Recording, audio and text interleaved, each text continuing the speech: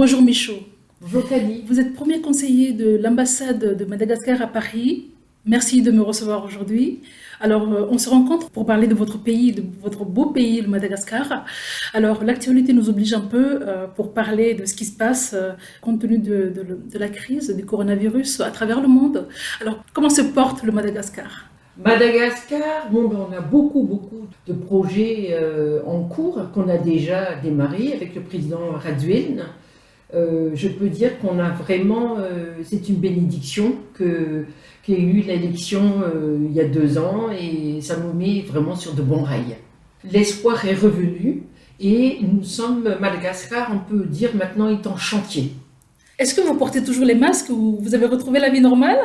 La vie normale, on essaie toujours d'insister sur le port du masque. Ce n'est pas toujours évidemment malheureusement respecté, mais le message est vraiment véhiculé. Alors, ce qui est important, c'est que la peur a disparu à l'heure actuelle. Oui, la peur, on peut dire que la peur a disparu. Parlez-nous un peu de la situation du Covid à Madagascar.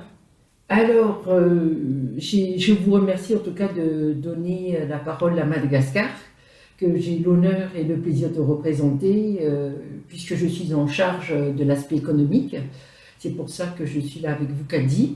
Et je me souviens que votre première question était comment Madagascar a fait pour obtenir le résultat qu'on a et quelle était l'arme secrète de notre pays. Exactement. Alors à cette question, moi je dirais que c'est surtout la volonté de faire quelque chose. On a essayé d'adopter évidemment les mêmes mesures qu'ailleurs, assez rapidement avec la fermeture immédiate de notre frontière. À défaut d'armes secrètes qu'a dit, on a de suite parié sur nos plantes médicinales avec le laboratoire scientifique, le centre de recherche des plantes médicinales, l'IMRA, du professeur Ratimaman qui est mondialement connu, et sous le leadership incontestable de notre président de la République qui est André Rajoelina. Et ce laboratoire, il se trouve actuellement à Madagascar, c'est ça? Oui, c'est dans la capitale d'Antananarivo. Ce laboratoire existe depuis quand? Moi, je ne vais pas vous donner des dates précises, mais le professeur Ratimaman a décidé depuis déjà une vingtaine d'années. Donc, ils ont déjà assez expérimenté, je dirais. Ça, c'est intéressant parce que vous parlez des plantes médicinales. Oui. Donc, ça, c'est quel progrès, on peut dire, quel progrès pour l'Afrique de pouvoir compter sur ces plantes médicinales, n'est-ce pas? Absolument. Et je me souviens que vous m'avez dit aussi, vous m'avez posé la question, pourquoi est-ce qu'on a accordé une priorité aux remèdes traditionnels? Vous avez dit, vous m'avez écrit lors des échanges au détriment des vaccins des laboratoires. Mais en fait, Kadi, c'est pas du tout au détriment des vaccins parce que ça n'existait pas encore au début quand on avait lancé le Covid Organics. On a ainsi créé, le président de la République avec donc le laboratoire IMRA a créé ce médicament localement, le Covid Organics, qui n'est pas du tout invasif et pourtant curatif sous une dizaine de jours. Et donc, c'est à base de plantes Artemisia principalement, il me semble. Alors, c'est essentiellement, effectivement, près de 70% d'Artemisia. Je ne pourrais pas en vous dire plus, n'étant pas moi-même médecin, et la composition a été tenue secrète, je crois. Le plus important, c'est que ce médicament a été efficace dans le cadre de la lutte contre la pandémie du coronavirus à Madagascar et en Afrique. Oui, c'est vrai que dans un acte de solidarité, on a fait des dons à quelques 5 ou 6 pays africains, dont le Sénégal, etc. C'est vrai. Donc il y a eu sur ce plan-là une très bonne collaboration entre les médecins africains. Oui, on peut dire ça, puisque en tout cas, les chefs d'État africains qui ont accepté ces dons-là, forcément ont travaillé avec leurs médecins locaux, obligatoirement. L'Afrique dispose énormément de plantes et de remèdes qui ont permis pendant des siècles et des siècles à soigner des maladies, à prévenir les maladies également. En tant que Malgache, qu'est-ce que vous pouvez dire sur ce plan? Évidemment, on n'a pas de leçon à donner, mais la médecine traditionnelle des plantes n'existe pas qu'en Afrique, elle est aussi très prisée en Asie. La médecine traditionnelle par les plantes, c'est dans notre gène, notre ADN, que d'utiliser les plantes.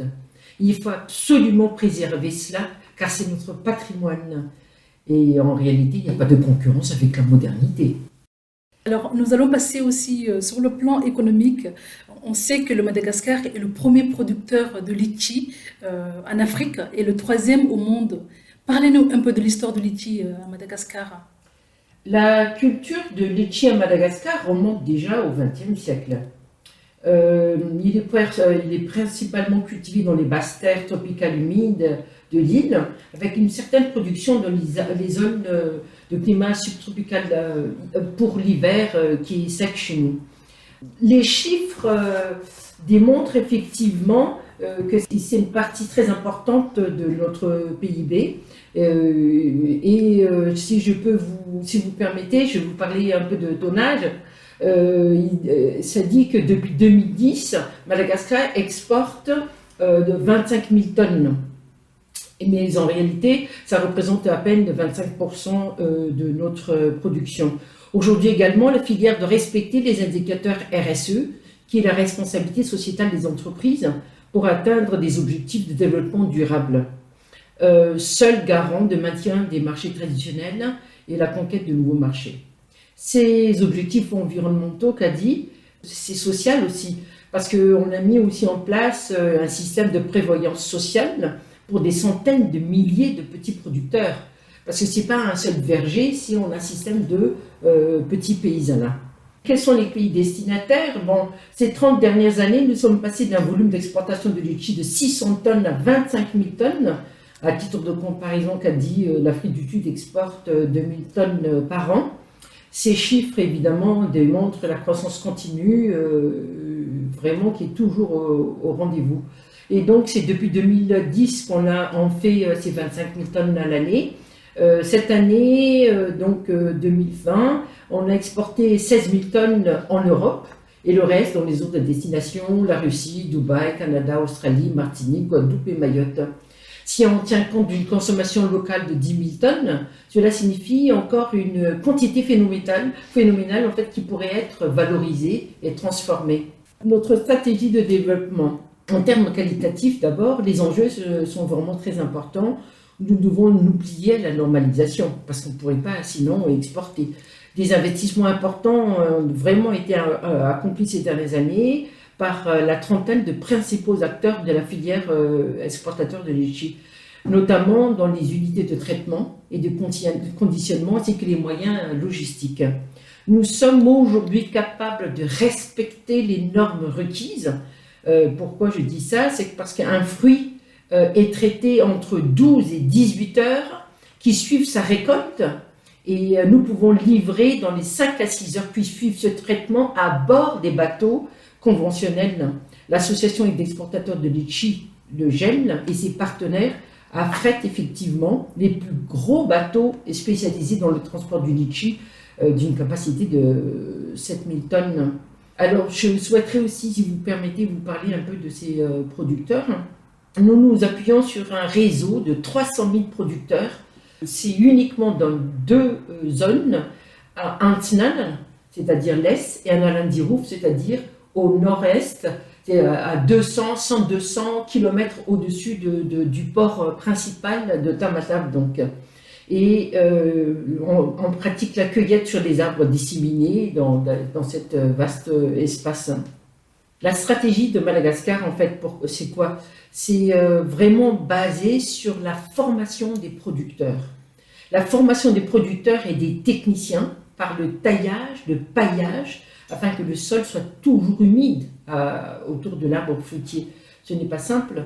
Le triage en amont, c'est-à-dire le contrôle qualité, si je peux dire, c'est-à-dire qu'on va enlever sur les arbres les fruits qui sont petits, tachés et pourris. À la main, obligatoirement à la main.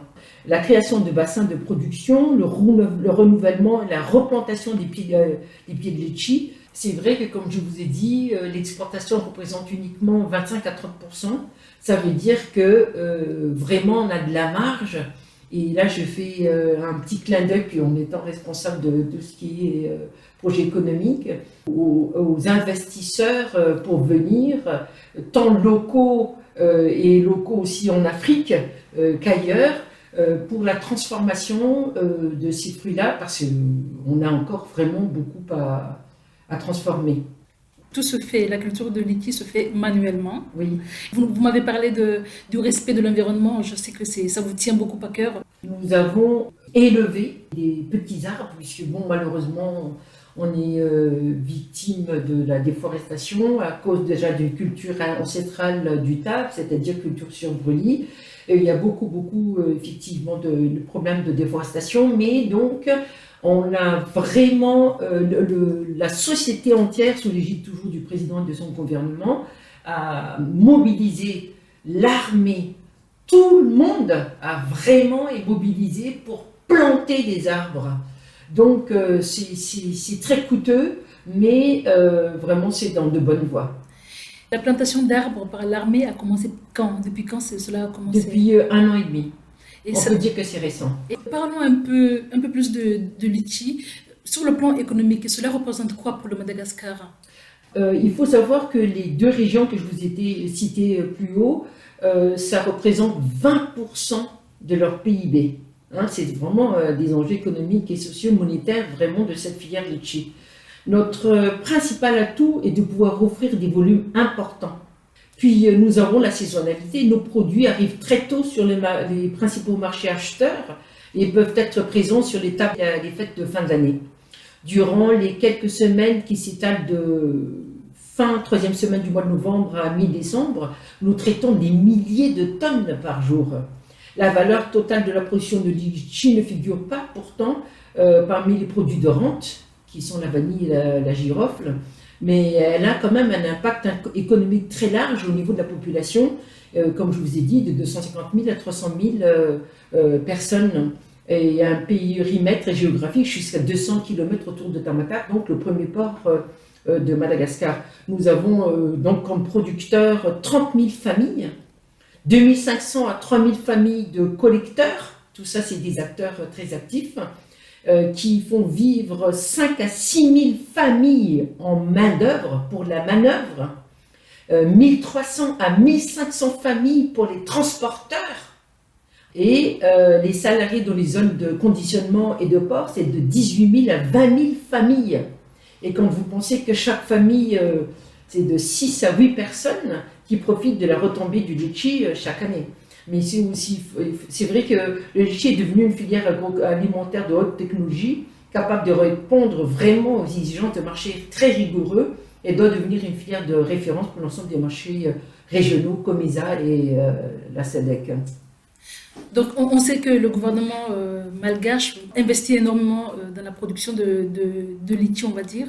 C'est quoi la période Mi-novembre à fin décembre, avec presque 4000 tonnes par jour, c'est énorme, alors qu'il y a ce que 25 à 30% seulement d'exportation. On est à la recherche de nouveaux marchés, mais bon, ça nécessite beaucoup d'argent, hein, l'approche marketing est vraiment coûteuse.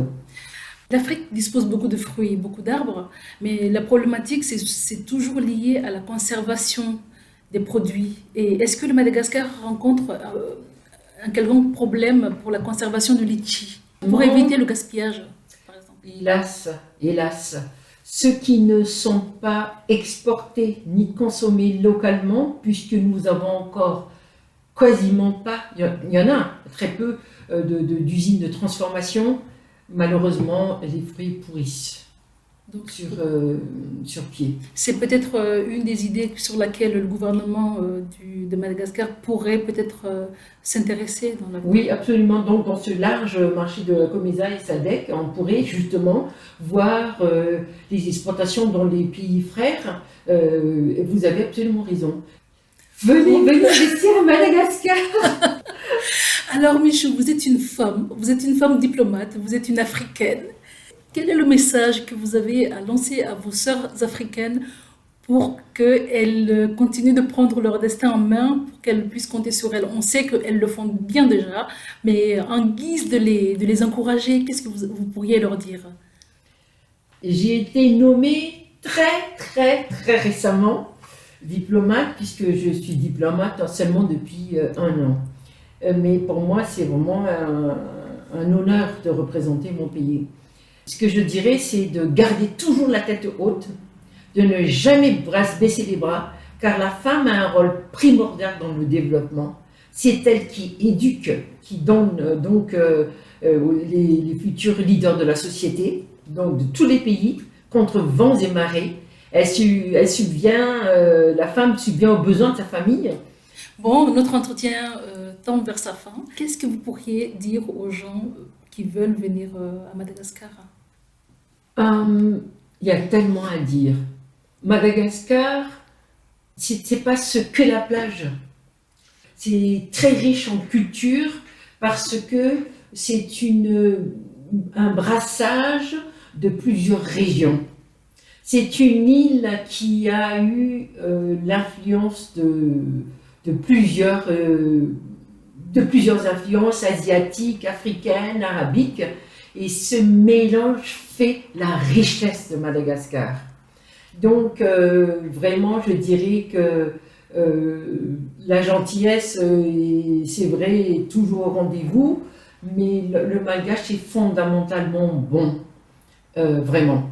Mais je ne saurais, si vous permettez, Kadi, je ne saurais parler de Madagascar sans parler de l'Africain. Moi, je suis persuadée que l'Afrique a quelque chose à jouer. Je dirais même que les échanges intercontinentaux, c'est-à-dire le marché africain, vraiment c'est un grand atout. Et pour la première fois, les indicateurs mettent l'Afrique en position favorable pour se prendre en main. L'avenir vous appartient. Mais on sait que l'Afrique est très riche en effet, mais le problème en Afrique, c'est qu'on a du mal à bien gérer nos affaires en fait. Mais nous avons cette volonté-là. Nous sommes réveillés, hein. C'est peut-être pas vraiment le terme qu'il faut utiliser.